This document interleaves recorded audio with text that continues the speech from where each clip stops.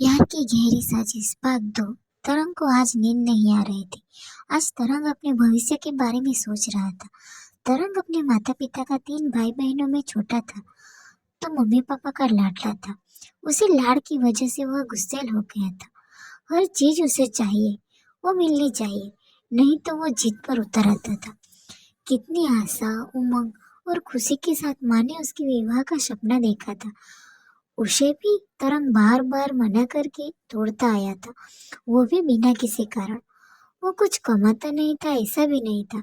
वो एक बहुत बड़ी कंपनी में अच्छी सैलरी के साथ जॉब कर रहा था, लेकिन तरंग को लगता था अगर मैं शादी कर लूंगा तो मेरी स्वतंत्रता छीन जाएगी। मुझे बीवी का गुलाम बन के रहना होगा। फिर मैं खुद ही अपने पैरों में बेड़ियां क्यों डालूं। अब इस अजनबी लड़के के बारे में अपने माता पिता को क्या बताऊंगा। क्या मम्मी पापा अनजान लड़के से शादी करने के लिए मानेंगे। मैंने तो हर बार उनको ठेस पहुंचाई है, उनकी बात हर बार ठुकराई है। ये सब सोचते सोचते उसे नींद आ जाती है। दूसरे दिन तरंग अपने साथी मित्रों के साथ फिर से मंदिर जाता है। वहां जाते ही तरंग के कदम फिर से वही बढ़ते गए। आज उस स्थान पे दूर एक बड़े वृक्ष के पीछे गिरे हुए सूखे पत्तों और लटकी हुई लताओं को साफ करके जगह बनाई गई थी। पेड़ के पीछे ज्यादा कुछ दिखाई नहीं दे रहा था, लेकिन जो कुछ दिखाई दे रहा था उसे पता चल रहा था कि रास करने का पूर्वाभ्यास चल रहा है। तरंग को कुछ अच्छी तरह से दिखाई नहीं देता। वो एक पेड़ के ऊपर चढ़ जाता है। अब उसको सब कुछ दिखाई दे रहा था। लड़कियों की बातचीत से उसे मेघा की सहेलियों के नाम भी पता चल गया। मीरा, गौरी और पायल है। वहाँ कृष्णा लीला के रास का अभ्यास चल रहा था। कान्हा, तुम वृंदावन कब आओगे। अचानक संतुलन बिगड़ने से तरंग पेड़ से नीचे गिर जाता है। सभी लड़कियां आवाज आते ही उस दिशा में देखती है और हंसने लगती है, क्योंकि वो सब समझ गई थी। मीरा कहती है, देख मेघा, तेरा प्रेमी सीधे आसमान से आ गया। बेचारा, कल से तुम्हें देखे जा रहा है। पायल कहती है, हमें भी तो देख लो, हम कहाँ बुरे हैं।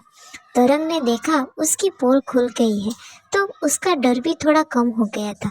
वह धूल झाड़ते हुए उठा और कहा, हाँ जी, आपकी इस मेघा के कारण ही आज मेरा यह इस हाल में हूँ। मेघा ने न जाने क्या जादू कर दिया है। गौरी कहती है, पर कहाँ आप शहरी और कहाँ मेघा अनपढ़ गांव की गरीब। क्या आपके माँ बाप मेघा को अपनाएंगे। तरंग भी यही सोच में तो रात भर जागा था। मेघा अनपढ़ है ये सुनकर तरंग को थोड़ा झटका लगा। फिर भी उसने कहा, हाँ, मैं तो मेघा से ही शादी करूंगा। मेरे मम्मी पापा को मैं मना लूंगा।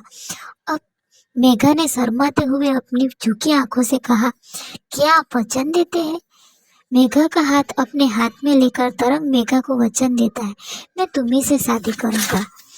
उत्सव वाला दिन भी आ जाता है। मंच पर रास देखकर तरंग बहुत खुश लग रहा था। अगले दिन तरंग को घर लौटना था। तरंग, प्रणय, संदीप और नीरव के साथ मेघा के बताए पते पे जाते हैं, मगर वो पता ही गलत था। तरंग पूरे गांव में पता करवाता है, मगर मेघा का कोई पता नहीं चलता। तरंग थक हार कर अपने शहर वापस आ जाता है। 2-4 महीने बीत चुके थे। अब तरंग के मम्मी पापा के साथ साथ संबंधी भी तरंग पर शादी का दबाव डालने लगे थे, लेकिन तरंग को मेघा के ख्यालों में ही रहता था। बहुत कोशिश की मगर मेघा का पता नहीं चलता। सबके दबाव के कारण अब तरंग भी शादी करने से हाँ कर देता है। शादी की तैयारियां शुरू हो गई थी। शादी की खुशी में खुश और तैयारियां कर रहे थे। सभी परिवार वाले दोस्त उसे दुश्मन दिखाई दे रहे थे। तरंग की शादी बिना लड़की को देखे हो जाती है। लंबा घूंघट डाले दुल्हन घर में आती है। अगले दिन घर में मुंह दिखाई की रस्म चल रही थी। तब तक तरंग ने अपनी दुल्हन का मुंह देखा न था। सब नाचने लगते हैं, लेकिन तरंग अपने कमरे में मेघा को याद कर रहा था। उसी समय उसके दोस्त आते हैं और जबरदस्ती तरंग को बाहर ले जाते हैं। तरंग बाहर निकलता है तो वो मेघा को बैठा हुआ दिखता है। उसने सोचा ये उसके मन का वहम है, पर वह मेघा ही थी। मेघा तरंग की ओर देखती है और मुस्कुरा देती है। तरंग को अब लगा कि ये वहम नहीं हकीकत है। उसी समय महिलाओं ने मंगल गीत गाने शुरू कर दी। तरंग अभी भी आश्चर्य में था। ये कैसे हो सकता है। सभी कार्यक्रम खत्म हो चुके थे, मेहमान खा पी कर घर जा चुके थे। तब तरंग अपनी माँ के पीछे घूम रहा था। माँ, यह शादी प्लीज बता दो। माँ ने वही फोटो तरंग को दिया जिसे देखे बिना तरंग शादी से मना कर देता था। वो फोटो मेघा की ही थी। माँ कहती है, 1 साल से ज्यादा हो गया, मैं तेरे पीछे इसी लड़की से शादी करने को पड़ी थी। तरंग कहता है, माँ लेकिन प्रणय के गांव मेघा कैसे गई? माँ कहती है, वो गांव मेघा का ही है और वो घर भी। मैंने तेरे दोस्तों के साथ मिलकर ये योजना बनाई थी। मेघा को तुम पहले से ही पसंद थी। मेघा इसी शहर में पढ़ती है और मेघा के पापा तेरे पापा के दोस्त हैं। तुम बार बार मना कर रहे थे, इसीलिए मुझे ये साजिश करनी पड़ी। आपको मेरी कहानी पसंद आई तो लाइक करें और मेरे चैनल को सब्सक्राइब कर लें ताकि मेरी हर कहानी आप सबसे पहले देख और सुन सकें।